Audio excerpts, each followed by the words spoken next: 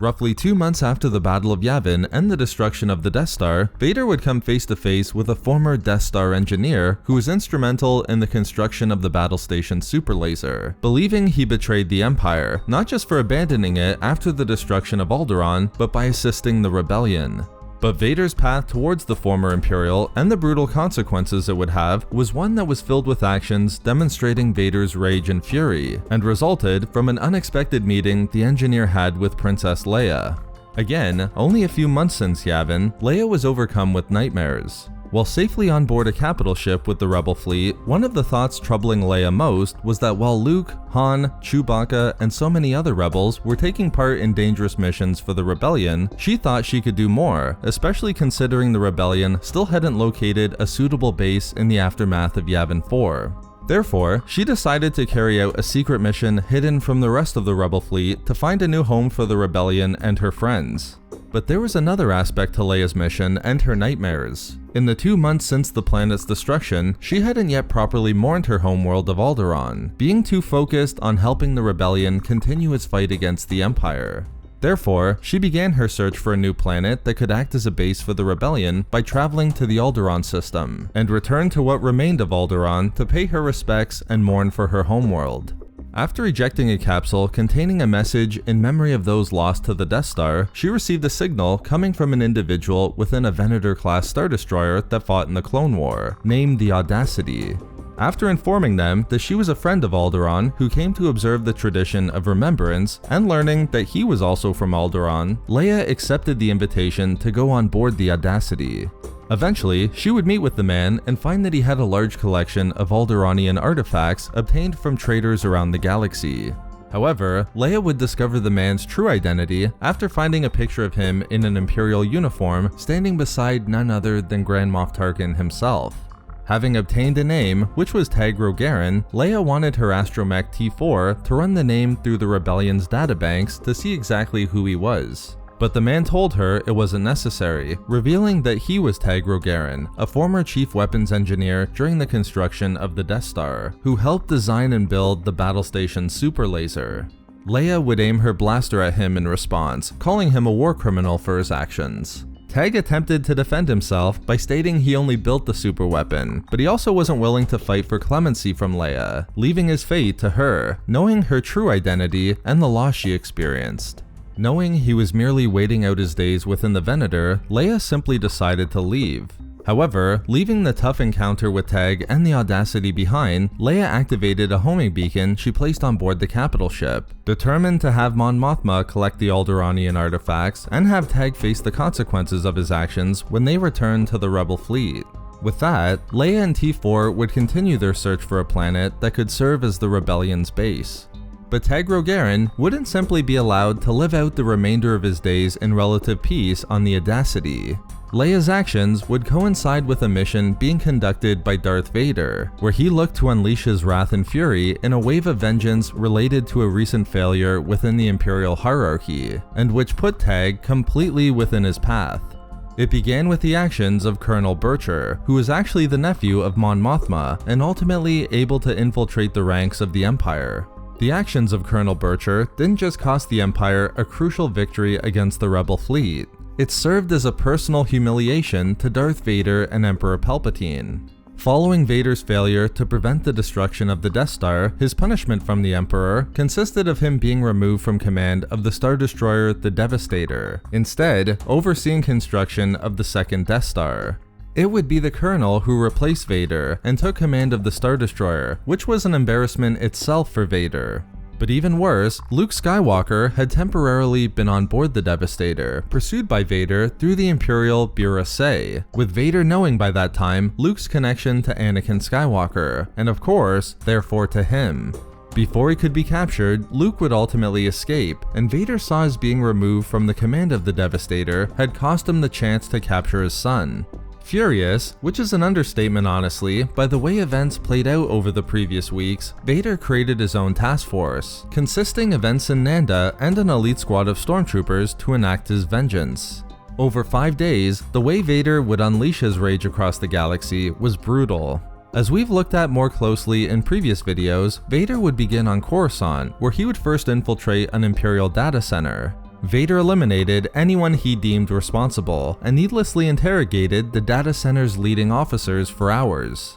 After upgrading their transport, Vader directed his rage against those believed to have assisted Colonel Bircher upon their homeworld, and also the command staff of the Star Destroyer the Devastator, which, as we looked at previously, was a particularly brutal day due to Vader's actions. But Vader's wave of vengeance still wasn't complete, as he and his task force looked for more targets connected to the success of the Colonel's attack against the Empire. While traveling to their next location, Ensign Nanda would receive and review numerous reports sent from Imperial agents Darth Vader assigned to look out for any information across the galaxy that could assist their mission. Nanda would conclude all the current reports were either not revealing anything important or coming back empty. However, Vader would also wish to personally review all of the intelligence reports, and when doing so, would immediately point to one relating to the Alderaan system, wanting more information. Nanda told him someone within the Alderaan system was arrested for misusing Imperial comm channels, and to receive more leniency from the Empire, revealed that they saw a Rebel X-Wing rendezvous with an old Star Destroyer within Alderaan's asteroid field. Vader ordered Nanda to set course for Alderaan immediately, despite her refusing to believe the report had any value. But with Vader adamant, Nanda followed his orders, and after a few hours, they arrived at the asteroid field where Alderaan had once been. The Audacity was quickly found, with Vader ready to locate whatever was inside. But Ensign Nanda had just received more information, demonstrating Vader's initial curiosity was correct. She explained the Empire executed a killer capture order for a former Imperial scientist named Tag Rogarin, citing his last known location in their exact position on board the Venator. When Vader asked why the order was given, Nanda simply explained his name suddenly emerged upon communication networks favorable to the Rebel Alliance, indicating that Leia's homing beacon and intention to inform the rebellion about Tag and his Alderaanian artifacts was making its way into the hands of the Empire, and now to Darth Vader, who suspected the former Imperial knew something.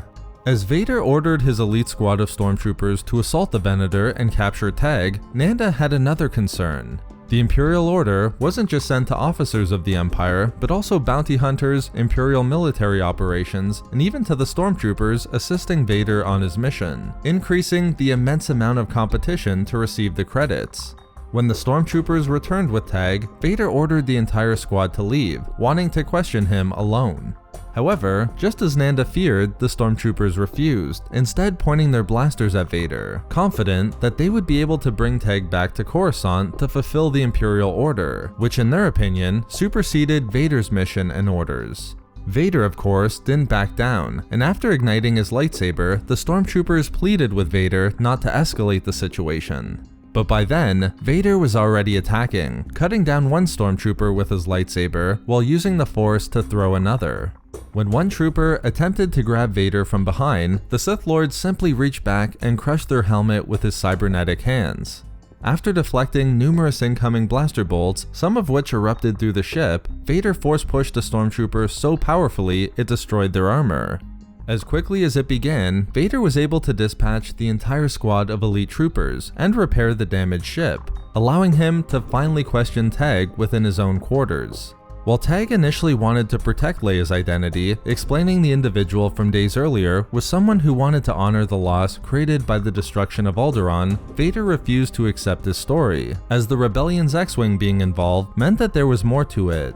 Tag refused to back down, but Vader had already made his conclusion. He assisted a rebel pilot, and he would be eliminated for such an action. Just as he previously did during his confrontation with Leia, the former Imperial merely accepted his fate and urged Vader to do his worst. But Vader still wanted Tag to reveal the name of the rebel who visited him. Reaching out to grab the engineer with his cybernetic hand and lifting him off the ground, he began choking Tag, telling him he wanted the information.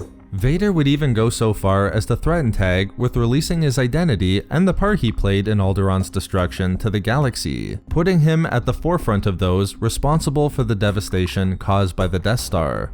Vader would ask one final time who the rebel was, and even facing the full threat of Vader's rage, Tag would deny him the information, prompting the Sith Lord to break Tag's neck and drop him to the ground. Vader would recognize Tag for his loyalty, but would quickly continue on with his mission, having eliminated the former Imperial Death Star engineer during his brutal wave of vengeance. So there we have it, how Vader executed a former Death Star engineer he believed betrayed the Empire. Thank you very much to all of the Patreon members of Star Wars Reading Club, as your support is so greatly appreciated. You can find all of our social media links and a link to our Star Wars gaming channel in the description below, for updates and even more Star Wars content. We love making these videos, so why not subscribe for more fun Star Wars theories and discussions. Also, if you enjoyed the video, think about giving a like or leaving a comment. If not for me... For T4.